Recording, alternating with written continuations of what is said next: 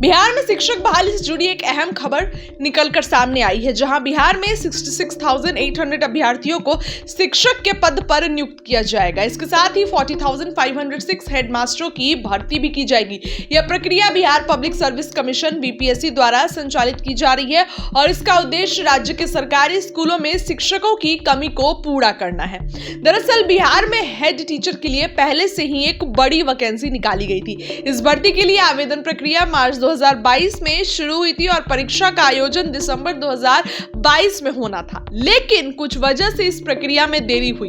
Patna high court ने इस भर्ती पर रोक लगा दी थी, जिसके चलते नए नियमावली जारी करने का आदेश दिया गया था। अब ये प्रक्रिया फिर से गति पकड़ रही है। देखिए, वही बिहार के सरकारी स्कूलों में प्राइमरी टीचर यानी कि ट्रेंच ग्रेजुएट टीचर और PG teacher post graduate teacher के लिए कुल 1.7 लाख से अधिक पदों पर वैकेंसी निकाली गई है।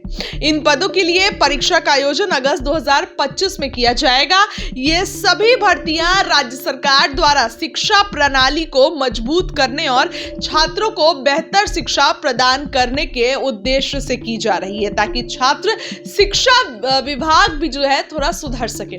जबकि मुख्यमंत्री नीतीश कुमार ने बताया कि राज्य में अब सरकारी शिक्षकों की संख्या 5.80 लाख हो गई है। बीपीएससी परीक्षा पास करके 2,17,272 शिक्षक जो सरकारी शिक्षक बहाल हुए थे। इसके साथ ही 2,53,961 नियोजित शिक्षक भी सरकारी शिक्षक बन गए हैं। इस प्रकार कुल 4,71,233 शिक्षक बन गए हैं।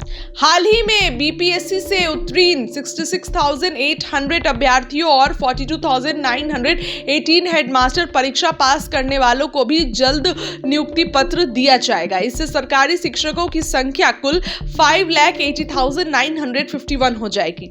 शनिवार को दूसरे चरण की सक्षमता परीक्षा उत्तीर्ण 59,021 विशिष्ट शिक्षकों को नियुक्ति पत्र प्रदान किया गया है। इसमें 55,845 प्रारंभिक शिक्षक, 2,532 माध्यमिक शिक्षक और 651 उच्च माध्यमिक शिक्षक शामिल है। मुख्यमंत्री नीतीश कुमार ने कहा कि उनकी सरकार ने शिक्षा के क्षेत्र में बेहतरी के लिए कई कदम उठाए हैं। शिक्षकों की कमी को देखते हुए 2006-07 से पंचायत और नगर निकायों के माध्यम से 3.68 लाख नियोजित शिक्षकों की नियुक्ति की गई। मुख्यमंत्री ने कल ही कहा कि नियोजित शिक्षकों के लिए अलग से परीक्षा ली जाएगी और उन्हें इसके लिए 5 अवसर दिए जाएंगे। प्रथम चरण की सक्षमता परीक्षा में 1,87,818 नियोजित शिक्षक और दूसरे चरण में 66,143 नियोजित शिक्षक उत्तीर्ण हैं। कल 100 विशिष्ट शिक्षकों को नियुक्ति पत्र दिए गए थे, जबकि शेष को जिलों में नियुक्ति पत्र दिए जाएंगे। अब केवल 86,000 नियोजित शिक्षक बचे हैं, जो परीक्षा उत्तीर्ण करके जल्द ही सरकारी शिक्षक बन जाएंगे।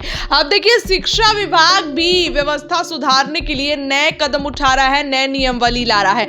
अब आप देखिए कि शिक्षकों का अब एग्जाम होगा, जो 2022 में एग्जाम होना था, वो अब पटना हाईकोर्ट ने रोक लगा दी थी, तो अब उस पे जो है गति पकड़ रही है, तो फिर से उस पर एग्जाम होगा और शिक्षकों की भर्ती की जाएगी। और देखिए, एग्जाम के बाद तुरंत नियुक्ति पत्र बांटा जा रहा है। कल भी सीएम नीतीश ने बांटा है और कितना ज्यादा आप देखिए शिक्षा विभाग में सुधार आ गया है और तेजी से काम हो रहा है।